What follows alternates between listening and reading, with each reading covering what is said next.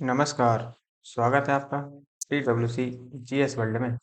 यदि आपने TWC GS world को अभी तक सब्सक्राइब नहीं किया है, तो सब्सक्राइब TWC जीएस वर्ल्ड। आज हम अपनी यूनिट नंबर 14 के तहत जो हमारा आधुनिक भारत का इतिहास को हम कवर करने का प्रयास कर रहे हैं, उसमें आज हम देखेंगे कि गोलमेज सम्मेलन कि जो गोलमेज सम्मेलन 3 गोलमेज सम्मेलन हुए, प्रथम गोलमेज सम्मेलन, द्वितीय गोलमेज सम्मेलन और तृतीय गोलमेज सम्मेलन जो हुए, इनका कारण क्या था?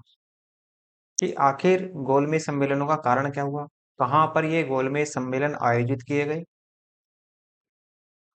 तो किस तरह से हुए? और जो गोलमेज सम्मेलन हुए, इनका आखिरकार परिणाम क्या निकला?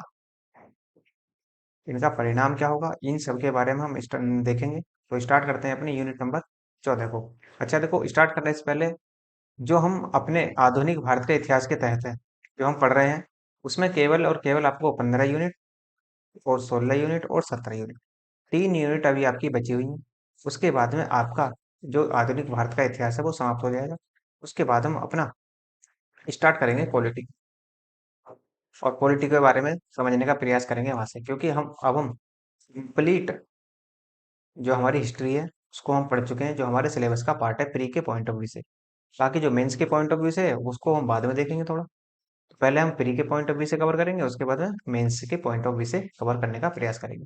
तो स्टार्ट करते हैं। देखो, जो गोलमेज सम्मेलन हुए, गोलमेज सम्मेलन 3 गोलमेज सम्मेलन हुए। अब हुआ क्या था? देखो, साइमन कमीशन आया, अब चला था इंग्लैंड से 1927 में, भारत आया ये 1928 में। तो इस साइमन कमीशन ने जो अपनी रिपोर्ट प्रस्तुत की थी ब्रिटेन की सरकार को या ब्रिटेन की रानी को, जो यहाँ पर इन्होंने रिपोर्ट पेश करी, वो 1930 में रिपोर्ट पेश की थी। और इसी रिपोर्ट की चर्चा के लिए, इसी रिपोर्ट पर बहस के लिए क्या हुआ कि 3 गोलमेज सम्मेलनों का आयोजन कराया गया। तो प्रथम गोलमेज सम्मेलन जो होगा वो 12 नवंबर 1930 से 19 जनवरी 1931 तक चलेगा। इसमें जो होगा कि अब जिसके पीछे देखो, जो भारत में सबसे बड़ी जो संस्था थी वो थी कांग्रेस। और इसी पहले सम्मेलन में, जो गोलमेज सम्मेलन प्रथम हुआ, इसी गोलमेज सम्मेलन में कांग्रेस ने भाग लिया ही नहीं। तो इस प्रथम गोलमेज सम्मेलन का कोई औचित्य बना नहीं, क्योंकि कोई निष्कर्ष नहीं निकल पाया। लेकिन किसी तरीके से लॉर्ड इरविन ने, या ये मान लो कि ब्रिटेन के प्रेशर की वजह से, किसी प्रकार से कांग्रेस को द्वितीय गोलमेज सम्मेलन के लिए मना लिया। और जब मना लिया तो द्वितीय गोलमेज सम्मेलन में कांग्रेस की तरफ से मेन लीडर के रूप में गांधी जी भाग लेते हैं यहाँ पर जाकर। लेकिन गांधी जी की बातों को नहीं माना जाता है अभी। तो जब नहीं माना जाता तो जो दूसरा गोलमेज सम्मेलन था वो, उसका भी कोई निष्कर्ष नहीं निकला। और तीसरे गोलमेज सम्मेलन में फिर से कांग्रेस ने हिस्सा नहीं लिया। तो इसका मतलब क्या हुआ? इसका मतलब सीधा सा था कि कांग्रेस ने किस गोलमेज सम्मेलन में हिस्सा लिया था? तो कांग्रेस ने द्वितीय गोलमेज सम्मेलन में हिस्सा लिया, ना ही पहले में लिया और ना ही तीसरे में लिया। तो सवाल यहाँ से बनता है कि क्या कोई ऐसा भी व्यक्ति था जो तीनों ही गोलमेज सम्मेलनों में भाग लेगा? हाँ जी, ऐसे डॉक्टर अंबेडकर साहब थे। डॉक्टर अंबेडकर साहब ने तीनों ही गोलमेज सम्मेलनों में भाग लिया था। अब केवल गांधी जी ने द्वितीय गोलमेज सम्मेलन में भाग लिया, तीसरे में इसी वजह से नहीं लिया इन्होंने कि जब दूसरे में इनकी बात नहीं रखी गई तो मानी गई। उस तरीके से इन्होंने यहाँ पर तीसरे गोलमेज सम्मेलन में भाग नहीं लिया। तो हम बारी बारी से स्टार्ट करेंगे इनको, और पहले देखेंगे प्रथम गोलमेज सम्मेलन क्या क्या निष्कर्ष निकले। उसी तरीके से फिर देखेंगे द्वितीय गोलमेज सम्मेलन, जो 7 सितंबर 1931 से 1 दिसंबर 1932 तक चलेगा। ओह सॉरी, 1 दिसंबर 1931 तक चलेगा। और जो तीसरा गोलमेज सम्मेलन होगा वो 7 नवंबर 1931 से 24 दिसंबर 1932 तक चलेगा ये। तो यहाँ पर हम इन चीजों को देखने का प्रयास करेंगे और स्टार्ट करते हैं इसको।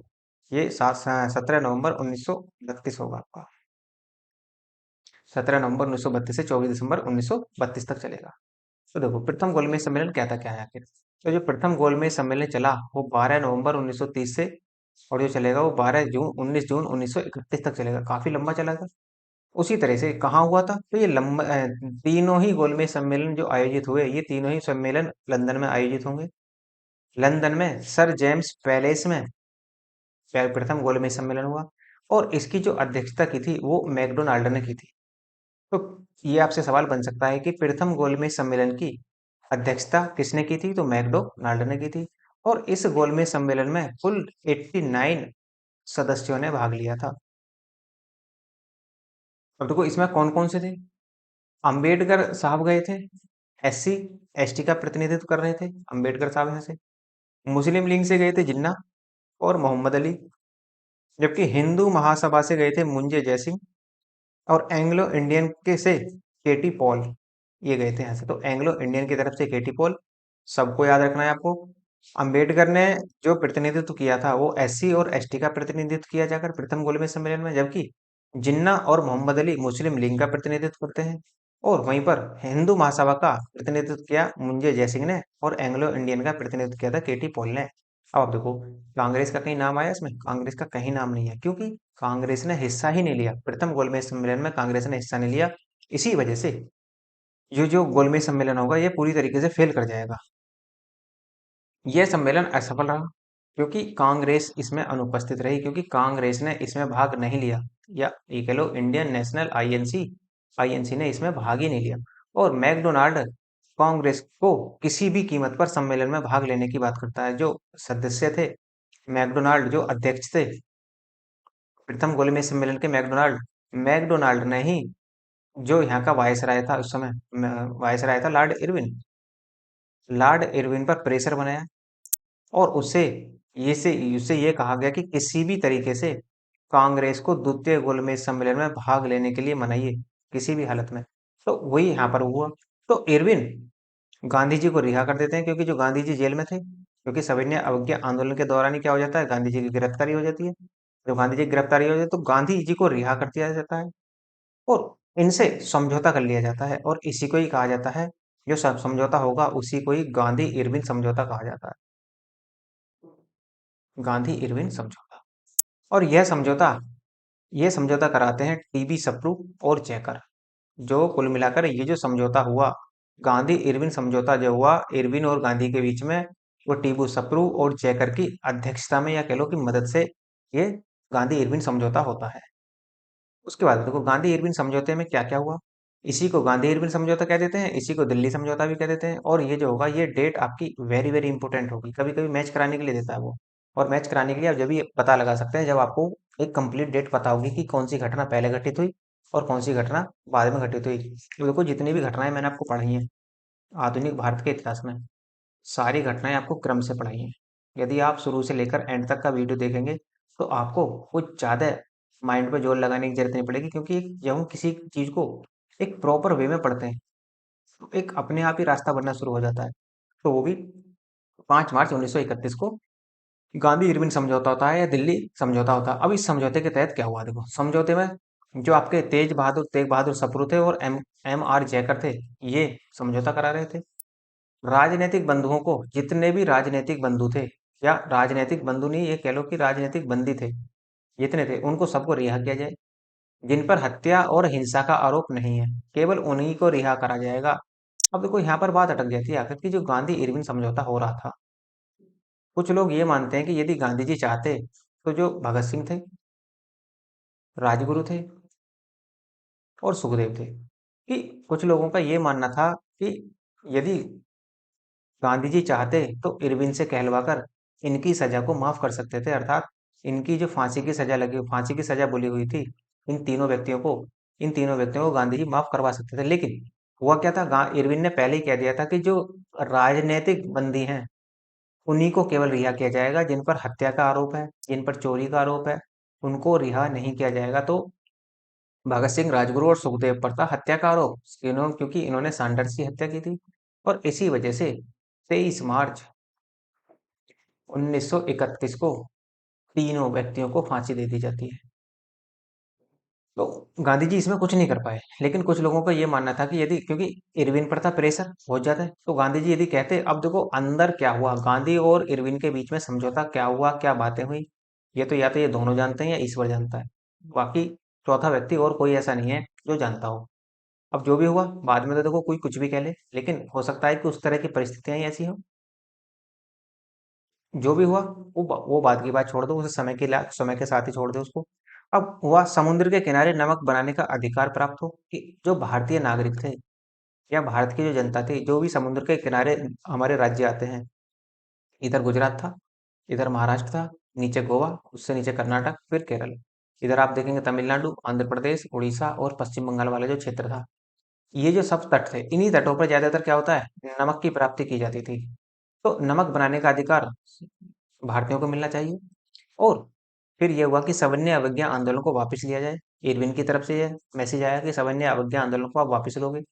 और इसे इन सब समझौतों के तहत कांग्रेस द्वितीय गोलमेज सम्मेलन में भाग लेने के लिए, ये कह लो कि मान जाती है, राजी हो जाती है एक तरीके से। अब गांधी और इरविन के मिलन को सरोजिनी नायडू ने दो महात्माओं का मिलन कहा है। तो गांधी और इरविन के मिलन को या गांधी इरविन समझौते को किसने दो महात्माओं का मिलन कहा, तो सरोजिनी नायडू ने कहा था। जबकि एलन कैंपबेल ने गांधी जी को मिले इस समझौते के लाभ को सांत्वना का पुरस्कार कहते हैं। तो देखो, हर व्यक्ति की अपनी सोच होती है। कोई कुछ कहता है, कोई कुछ कहता है। कोई हर व्यक्ति को किसी भी चीज को देखने का नजरिया अलग होता है। कोई किसी नजरिए से देख रहा है, कोई किसी नजरिए से देख रहा है। तो वही काम यहाँ भी हो रहा था। तो युवा कांग्रेसी इस बात से असंतुष्ट थे कि गांधी जी ने भगत सिंह, राजगुरु और सुखदेव को फांसी से नहीं बचाया। और जबकि पहले ही क्या तय हो चुका था कि केवल जो राजनीतिक बंदी हैं, केवल वो ही उन्हीं की रिहाई होगी, अदरवाइज किसी की रिहाई नहीं होगी। और जबकि भगत सिंह, राजगुरु और सुखदेव पर था हत्या का आरोप, तो इसी वजह से इनकी सजा को माफ नहीं किया जा सका। विंस्टन चर्चिल थे और फ्रैंक मोरिस ने गांधी जी को अर्धनग्न फकीर कहा था। कब कहा था, तो इंग्लैंड में ही कहा था, क्योंकि गांधी जी केवल जो आपके खादी का एक वस्त्र होता था, गमछा, उसी को पहने रखते थे बस। इसी वजह से इन्होंने ये एक कटाक्ष कसते हुए कहा था गांधी जी पर, कि विंस्टन चर्चिल और फ्रैंक मैरिस जो थे, इन्होंने गांधी जी पर कटाक्ष कसते हुए कहा था कि ये तो एक अर्धनग्न फकीर है। 1931 का कराची अधिवेशन होता है। इसकी अध्यक्षता वल्लभ भाई पटेल करते हैं। और गांधी इरविन समझौते हेतु पुष्टि की गई इसमें, कि हाँ, गांधी इरविन समझौते का पुष्टि हुई थी इस तरीके से। और गांधी को काले झंडे दिखाए गए यहाँ पर। मूल अधिकार तथा आर्थिक कार्यक्रम को जवाहरलाल नेहरू ने प्रारोपित किया। और गांधी जी ने कहा था कि जब गांधी जी को इस तरह के झंडे दिखाए जाने लगे, तो गांधी जी ने कहा था कि गांधी मर सकता है, लेकिन गांधीवाद कभी नहीं मर सकता। और ये बात सच है। कहीं ना कहीं ये बात सत्य भी साबित होती है कि गांधी जी आज हमारे बीच में जरूर नहीं है, लेकिन गांधीवाद उनका आज भी बना हुआ है। तो इस तरह की यहाँ पर कुछ कंडीशन बनी। और कराची अधिवेशन को सुभाष चंद्र बोस कहते हैं कि गांधी की लोकप्रियता की पराकाष्ठा थी ये। तो गांधी जी सुभाष चंद्र बोस जो कराची अधिवेशन में सुभाष चंद्र बोस कहते हैं कि गांधी की लोकप्रियता ही उनकी पराकाष्ठा थी, अर्थात गांधी जितने लोकप्रिय थे, उससे कहीं अधिक वो जो भारतीय व्यक्ति थे उनके दिलों पर राज करते थे। उसके बाद में होता है द्वितीय गोलमेज सम्मेलन। और द्वितीय गोलमेज सम्मेलन 7 सितंबर से लेकर 1 दिसंबर 1931 तक चलेगा। अब इसी में ही देखो क्या क्या होता है। तो इसमें कुल सदस्यों की संख्या थी 31, जबकि पहले में सदस्य कितने थे, 89। ये ध्यान रखना कि प्रथम गोलमेज सम्मेलन में कितने सदस्यों ने भाग लिया, तो 89। द्वितीय गोलमेज सम्मेलन में 31 सदस्यों ने भाग लिया था। और Gandhi G S S Rajputana जहाज से इंग्लैंड जाते हैं या लंदन के किंग्सले हॉल में ठहरते हैं जाकर। मदन मोहन मालवीय और एनी बेसेंट अपने खर्चे पर हिस्सा लेती हैं जाकर इस दूसरे गोलमेज सम्मेलन में। देखो, गांधी जी के साथ मदन मोहन मालवीय और एनी बेसेंट भी गई थी, लेकिन ये ध्यान रखना कि ये अपने खर्चे पर गई थी, जबकि जो गांधी जी गए थे वो कांग्रेस के खर्चे पर गए थे। ये कांग्रेस की तरफ से जाते हैं। तो मदन मोहन मालवीय भी गए थे और एनी बेसेंट भी गई थी। तो कांग्रेस की तरफ से एकमात्र प्रतिनिधि केवल और केवल वो गांधी जी ही थे, जो यहाँ पर दूसरे गोलमेज सम्मेलन में कांग्रेस की तरफ से हिस्सा लेंगे। सम्मेलन पूरी तरह से असफल हो जाता है और भारत का वायसराय वेलिंगटन था उस समय। अब क्या हुआ कि इरविन की जगह वायसराय बनकर आ जाता है दूसरा, वेलिंगटन। फ्रैंक मोरिस ने गांधी जी को अर्धनग्न फकीर कहा था। और देखो, फेल क्यों हो गया, क्योंकि इसमें गांधी जी की बातों को नहीं माना गया। जो गांधी जी ने बातें रखी थी उनको नहीं माना गया, तो इसी वजह से गांधी जी ने उनकी बात मानने से इनकार कर दिया। और 1 दिसंबर 1931 को बेंसटीनिया नामक इटली पोत से, इटली पोत मतलब जलयान था ये, गांधी भारत वापस लौट आते हैं। और इन्होंने कहा कि खाली हाथ वापिस आया हूं, पर अपने देश की इज्जत पर बट्टा नहीं लगने दिया। तो गांधी जी इस बात को की पुष्टि कर देते हैं यहाँ पर आकर। और 4 जनवरी 1932 को द्वितीय सविनय अवज्ञा आंदोलन को प्रारंभ कर दिया जाता है। इसका मतलब ये था कि गांधी जी जैसे ही वहां से वापिस आते हैं, द्वितीय गोलमेज सम्मेलन से लंदन से वापिस आते हैं, वहां पर कोई इन्हें सफलता हाथ नहीं लगती, तो उसी दौरान आते ही ये क्या करते हैं, अपना जो सविनय अवज्ञा आंदोलन चल रहा था प्रथम गोलमेज सम्मेलन के दौरान, उसको जो इन्होंने द्वितीय गोलमेज सम्मेलन में जाने राजी होने के लिए जो गांधी इरविन समझौता हुआ था, उसमें इन्होंने इसको रोक दिया था। और वहां से आते ही, लंदन से आते ही ये फिर से अपना द्वितीय सविनय अवज्ञा आंदोलन प्रारंभ कर देते हैं, जिससे इन्हें पकड़कर पुणे की यरबदा जेल में फिर से बंदी बना लिया गया। तो गांधी जी को पुणे की यरबदा जेल में रखा गया, परंतु व्यापक जन सहयोग न मिलने पर 7 अप्रैल 1934 को ये जो असहयोग जो सविनय अवज्ञा आंदोलन चल रहा था, इसको फिर से वापस ले लिया जाता है गांधी जी के द्वारा। अब उसी दौरान सांप्रदायिक पंचाट लागू होता है। तो 16 अगस्त 1932 को मैकडोनाल्ड द्वारा इसकी शुरुआत की गई, जिसमें पिछड़े वर्गों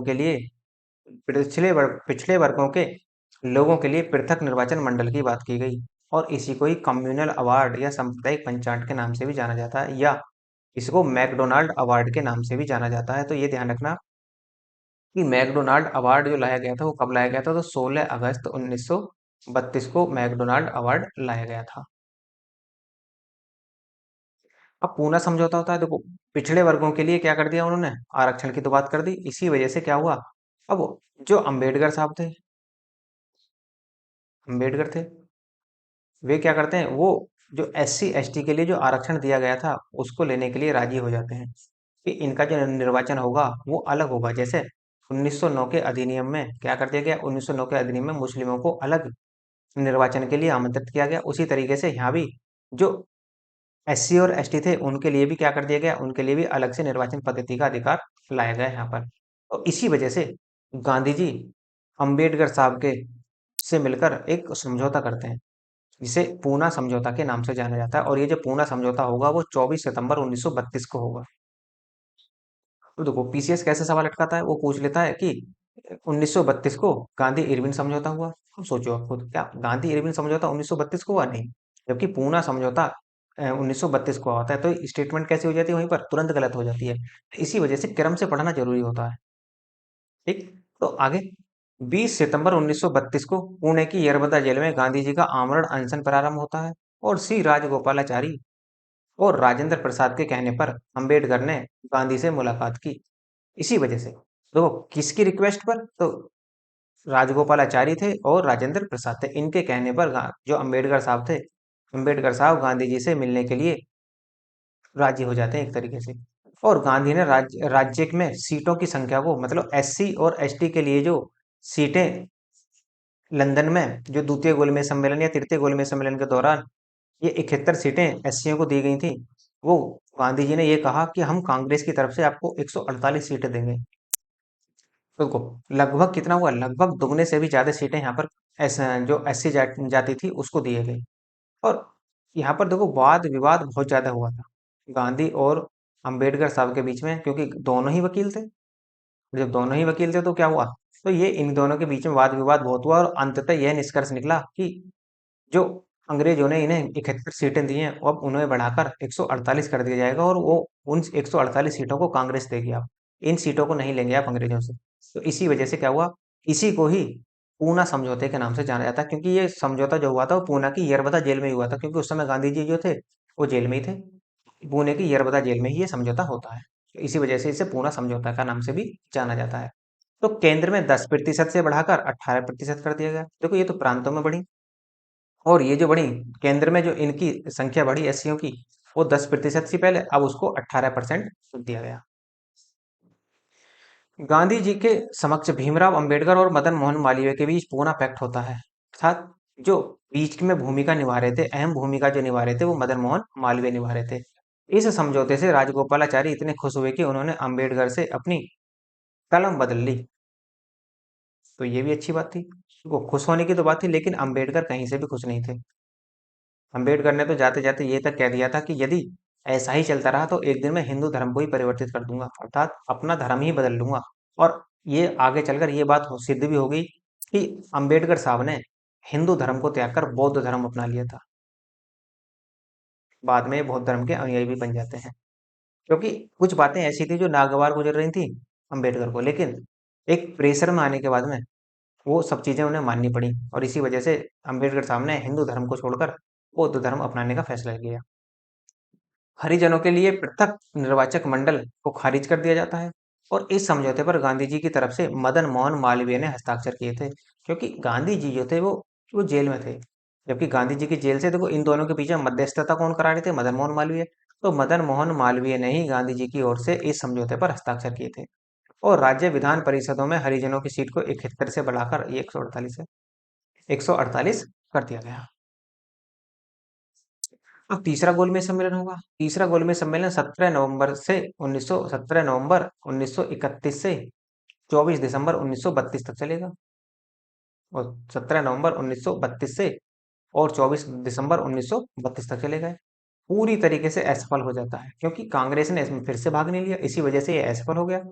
इसमें इंग्लैंड की लेबर पार्टी और कांग्रेस ने हिस्सा ही नहीं लिया। तो इंग्लैंड में एक लेबर पार्टी थी, जो बाद में आकर जब भारत की आज़ादी के समय भी जो इंग्लैंड पार्टी का ही जो प्रधानमंत्री होंगे, पीएम होंगे, क्लीमेंट एटली, वो ही यहाँ पर प्रधानमंत्री बने रहेंगे। जब भारत आजाद होगा उस समय इंग्लैंड के जो प्रधानमंत्री थे वो क्लीमेंट एटली ही रहेंगे। 1933 में श्वेत पत्र जारी किया गया, और जिसके भारत के सांविधिक उपबंध थे, और इसी को आधार बनाकर 1935 का अधिनियम लाया गया। अब देखो 1935 के अधिनियम की जो जड़ें थी वो कहाँ थी, ये ध्यान रखना आप। देखो 1935 के अधिनियम की जो जड़ें छुपी हुई थी साइमन कमीशन में छुपी हुई थी। साइमन कमीशन 1927 से चला, और 1928 में भारत आ गया, और 1930 में इसने अपनी रिपोर्ट फिर से ब्रिटेन की सरकार को सौंप दी। और 1930 में इस रिपोर्ट पर ही चर्चा करने के लिए प्रथम गोलमेज सम्मेलन हुआ, द्वितीय गोलमेज सम्मेलन हुआ और तृतीय गोलमेज सम्मेलन हुआ। जिस चर्चा के बाद में जो इसका निष्कर्ष निकल कर आया, तीनों गोलमेज सम्मेलनों का जो निष्कर्ष निकल कर आया, वो श्वेत पत्र के रूप में जारी हुआ। और यही श्वेत पत्र आगे चलकर अधिनियम बनता है 1935 का अधिनियम। जैसे पीछे हम पढ़ते आ रहे हैं 1909 का अधिनियम, 1919 का अधिनियम, अब ये क्या होगा 1935 का भारत सरकार अधिनियम यहाँ से लागू हो जाएगा। तो कुल मिलाकर हालांकि कांग्रेस ने भाग नहीं लिया, कुछ सम्मेलनों में लिया कुछ में नहीं लिया, लेकिन फिर भी कुछ ना कुछ तो इन्हें निष्कर्ष निकालना ही था। तो निष्कर्ष के रूप में इन्होंने 1933 में श्वेत पत्र जारी कर दिया, और इसी श्वेत पत्र का नाम परिवर्तित कर 1935 का भारत शासन अधिनियम इसको नाम रख दिया गया। और इसी भारत शासन अधिनियम को 1935 का जो भारत शासन अधिनियम है, इसका आप ये कह लो कि जो आपका तिहाई हिस्सा है वो भारतीय संविधान में आज वर्तमान में जू का तू रखा हुआ है, एक तिहाई हिस्सा। उस तरह से अब देखो कुछ नोट है, नोट होता है तो कुछ इंपॉर्टेंट होता है। तो भीमराव अंबेडकर, गुरु तेग बहादुर सप्रू ऐसे व्यक्ति थे जो तीनों गोलमेज सम्मेलनों में भाग लेते हैं। ये ध्यान रखेंगे कि अंबेडकर साहब के साथ साथ गुरु तेग बहादुर सप्रू भी एक ऐसे व्यक्ति थे जो इनके साथ साथ तीनों गोलमेज सम्मेलनों में भाग लिया था, जबकि कांग्रेस ने केवल द्वितीय गोलमेज सम्मेलन में भाग लिया था। और उसके साथ साथ और गांधी जी ने कांग्रेस की तरफ से केवल एक ही बार दूसरे गोलमेज सम्मेलन में भाग लिया था। ये चीजें आप जरूर ध्यान रखना, इस नोट पे तो स्टार लगा कर रखना। देखो अंबेडकर साहब को तो पूछता नहीं, क्योंकि अंबेडकर साहब को कई बार पूछने के बाद में जो आयोग है वो भी ये सोचता है यार कुछ नया पूछ लिया जाए। तो नया पूछने की जगह वो क्या करता है, स्टेटमेंट बना देता है कि तीनों गोलमेज सम्मेलनों में अंबेडकर ने भाग लिया था। फिर दूसरे में दूसरी स्टेटमेंट बनाता है कि तीनों गोलमेज सम्मेलनों में तेग बहादुर सप्रू ने भाग लिया था। तीसरी स्टेटमेंट बनाएगा कि तीनों गोलमेज सम्मेलनों में महात्मा गांधी ने भाग लिया था। तो अब वहां पर देखना होगा, क्योंकि यदि हमें यह पता है कि अंबेडकर साहब ने भाग लिया, ये तो सभी जानते हैं, लेकिन इस बात को बहुत कम लोग जानते हैं कि गुरु तेग बहादुर ने भी तीनों गोलमेज सम्मेलनों में भाग लिया था। तो इस तरीके से जो हमारे तीनों गोलमेज सम्मेलन है ये हमारे पूरे हो जाते हैं। और यदि आपको लगता है कि लेक्चर अच्छा है, रिवीजन के लिए पीडीएफ होनी चाहिए, तो टेलीग्राम ज्वाइन कर लीजिए, डिस्क्रिप्शन में लिंक है। और यदि आप टेलीग्राम यूज नहीं करते तो व्हाट्सअप यूज कर लीजिए, व्हाट्सअप का भी लिंक डिस्क्रिप्शन में दिया हुआ है। दोनों में से कोई एक ज्वाइन कर लेना, वहाँ पर आपको टाइम टू टाइम पीडीएफ मिलती रहती है। उसके साथ साथ यदि आपको हिस्ट्री की कंप्लीट पीडीएफ चाहिए फ्री के पॉइंट ऑफ व्यू से, तो आप मेल कर सकते हैं। मेल का लिंक भी आपको डिस्क्रिप्शन में नीचे दिया है और यहाँ भी लिखा हुआ है मेल। तो उसके जरिए आपको पीडीएफ वहाँ भी सेंड कर दी जाएगी। और यदि आपको इसकी हार्ड कॉपी के रूप में नोट्स चाहिए, हार्ड कॉपी के रूप में नोट चाहिए तो आप उसके लिए भी आपको मेल करना होगा, और उसके मेल करने के बाद में आपको 8 से 10 दिन के अंदर आपके अपने एड्रेस पर भेज दी जाएगी। और लगता है कि लेक्चर अच्छा है तो लाइक कीजिए, शेयर कीजिए और सब्सक्राइब करना ना भूलें। धन्यवाद।